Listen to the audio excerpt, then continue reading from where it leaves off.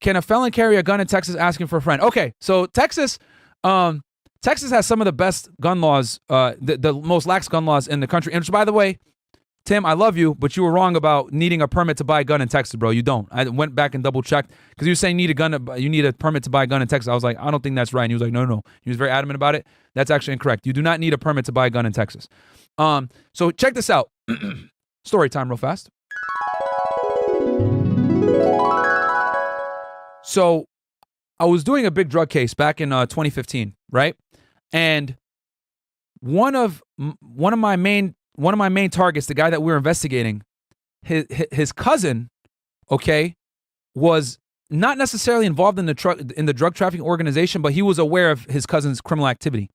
So the state, right, had done a search warrant at his house for something else, right? And they found guns at his house.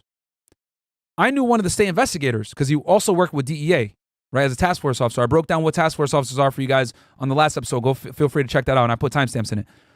So he calls me and says, hey, I know you're looking at this guy. We just found a gun in his house, and he's a felon, okay? This is in Texas. So I'm like, all right, nice. So I call my buddy over at ATF, Bureau of Alcohol, Tobacco, Firearms, Explosives. They're the primary agency tasked with doing firearms investigations, right? And we go out, we seize the gun, right? And we start to build a case to go after him for felon in possession.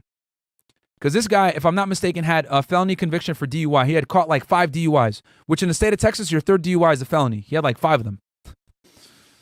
Don't ask me. Anyway,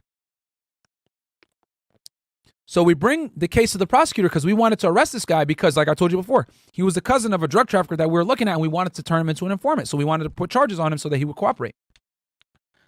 And I also break down the differences, guys, between cooperating witnesses, confidential informants, and sources of information on my other episode. So I go to the prosecutor. I'm like, yo, we want to go after him. And the prosecutor's like, yeah, bro, we won't be able to charge him. And I was like, what? He's a felon. He's a possessor of a firearm. And the prosecutor tells me, listen, I know we can go after him federally, but the state of Texas, apparently, after 5 years of a felony conviction, you can have a gun in your house. And I was like, wait, what?